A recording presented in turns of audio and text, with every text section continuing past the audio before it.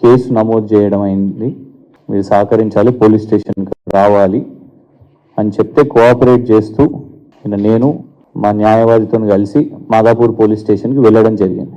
Madhapur police స్టేషన్కి వెళ్ళిన తర్వాత మరి టీపీసీసీ వర్కింగ్ ప్రెసిడెంట్ మరియు శాసన మండలి సభ్యుడైన మహేష్ కుమార్ గౌడ్ గారి ఫిర్యాదు మేరకు మీ మీద కేసు నమోదు చేస్తున్నాము, 41 CRPC నోటీస్ ఇస్తున్నాం మీకు అని.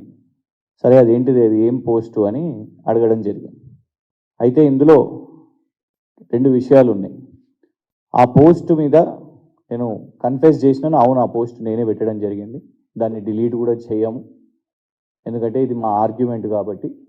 అండ్ దాన్ని చెప్పింది కూడా మేం కాదు, మాట్లాడింది మేం కాదు, కాంగ్రెస్ నాయకులు, మొన్నటి వరకు కాంగ్రెస్ కోసం ప్రచారం చేస్తున్న యూట్యూబ్ జర్నలిస్టులే చెప్పారు కాబట్టి ఆ ఆరోపణనే మేము చేయడం జరిగింది, ట్వీట్ చేయడం జరిగింది. దొంగలు, బ్రోకర్లు, ఒకరేమో యూట్యూబ్ జర్నలిస్ట్. వ్యవహారం ఇదంతా వేల కోట్ల రూపాయలకు సంబంధించిన అవినీతి ఇది. ఈయననేమో మొన్న కాంగ్రెస్ నుంచి ఎమ్మెల్యేగా పోటీ చేసిన ఫిరోజ్ ఖాన్ గారు 3,000 కోట్ల చిత్రపురి సొసైటీలో భూదందా జరిగింది, అవినీతి జరిగింది అని వేసిన ఆరోపణ వారిదే. దాన్ని మీకు చూపెట్టిందే యాజ్ ఇట్ ఈస్ సోషల్ మీడియాలో పోస్ట్ చేసినాం. ఇప్పటి వరకు కూడా డిలీట్ చేయలేదు, దాన్ని డిలీట్ చేయబోము కూడా. ఎందుకంటే మాట్లాడింది నీ కాంగ్రెస్ పార్టీ లీడరు, మీరు ప్రమోట్ చేసిన యూట్యూబ్ జర్నలిస్టు, మరియు మీరు దానికోసం ఇవాళ ఇవ్వండి ఈ కేసు నమోదు చేస్తున్నట్టు నిన్న ఇచ్చిన 41 CRPC నోటీస్ సంతకం చేసినాను. కానీ ఎక్కడ కూడా నా పోలీసు వాళ్ళు నా మొబైల్ ఫోన్ని సీజ్ చేసినట్టు ఇందులో మెన్షన్ కూడా చేయలేదు. నిన్న అక్కడికి వెళ్ళిన తర్వాత కోఆపరేట్ చేసిన తర్వాత మొబైల్ ఫోన్ను జప్తు చేయడం జరిగింది. దానికి సంబంధించిన పాస్వర్డ్లు కూడా వాళ్ళు బలవంతంగా అడిగి తీసుకోవడం జరిగింది. మేము అధికారంలో ఉన్నప్పుడు రేవంత్ రెడ్డి గారు ఎన్నో అబద్ధపు ప్రచారాలు, ప్రొపగాండా, దుష్ప్రచారాలు, కార్టూన్లు, కేసీఆర్ గారి మార్ఫింగ్లు, ఆఖరికి రేవంత్ రెడ్డి గారు కేసీఆర్ గారు మనవన్ని కూడా వదలలేదు. అవన్నీ చేసినప్పుడు మేము కేసులు వేసినామా? రేవంత్ రెడ్డి గారు ఫోన్ని సీజ్ చేసినామా? లేదు. ఏ కాంగ్రెస్ నాయకునైనా ఆ వర్కింగ్ ప్రెసిడెంట్ గారు ఎవరైతే మా మీద ఫిర్యాదు ఇచ్చిర్రో వారి ఫోన్ని సీజ్ చేసినామా? సోషల్ మీడియాలో పోస్ట్ పెడితే ఫోన్లు సీజ్ చేయడమా? గిదా ఇంద్రమ్మ పాలన అంటే? ఇంద్రమ్మ పాలన అంటే మళ్ళా 1975 ఎమర్జెన్సీ అని వాళ్ళ ఉద్దేశం అని అర్థమవుతున్నది. బరాబర్ పోరాటం చేస్తాం. రాష్ట్ర వ్యాప్తంగా ఉన్న మా సోషల్ మీడియా సోదరులకు కూడా మేము చెప్తున్నాం, ఇవాళ ఫోన్లు సీజ్ చేసినంత మాత్రాన, మా డేటాని చోరీ చేసుకొని బలవంతంగా మా కాంటాక్ట్స్ కానివ్వండి, మేము చేస్తున్న రీసెర్చ్ని కానివ్వండి, ఆ ఇన్ఫర్మేషన్ తీసుకున్నంత మాత్రాన మేము భయపడిపోతామా? ఖచ్చితంగా కలిసికట్టుగా నిలబడతాం.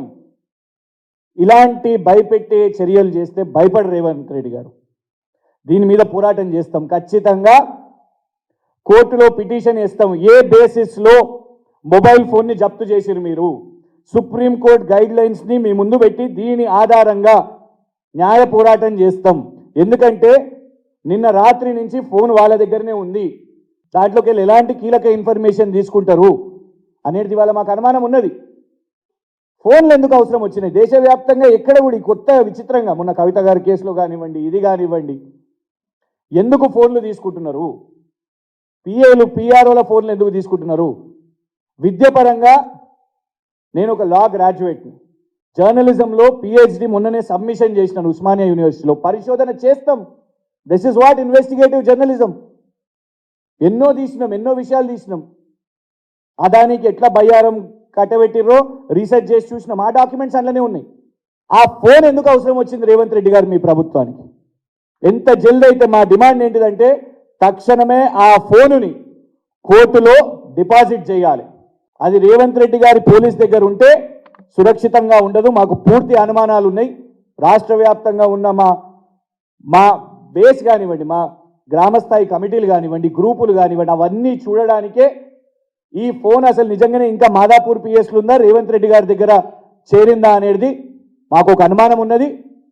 దయచేసి పోలీసులను కూడా మేము కోరుతున్నాం, రేవంత్ రెడ్డి గారు చేస్తున్న రాజకీయంలో మధ్యలో మీరు పావులుగా మారకండి. అధికారం శాశ్వతం కాదు. మీరు ఏ విధంగా వచ్చిన 100 రోజుల్లోపే మీరు ఈ విధంగా చేస్తుంటే కరెక్ట్గా ఉండదు. మేము ఇలా చేయలేదు. ఒక్క పేరు చెప్పండి ఎవరిదన్నా ఇట్లా ఫోన్లు. అరే యూట్యూబ్లను పెట్టేసి మా మీద ఎన్ని అబాండాలు బూతులు తిట్టినా కూడా ఏనాడు ఎక్స్టార్షన్లకు చేసినా కూడా ఏనాడు ఎవ్వరి ఫోన్ సీజ్ కాలేదు. ఇదా మీరు చెప్తున్న ప్రజాస్వామ్యం?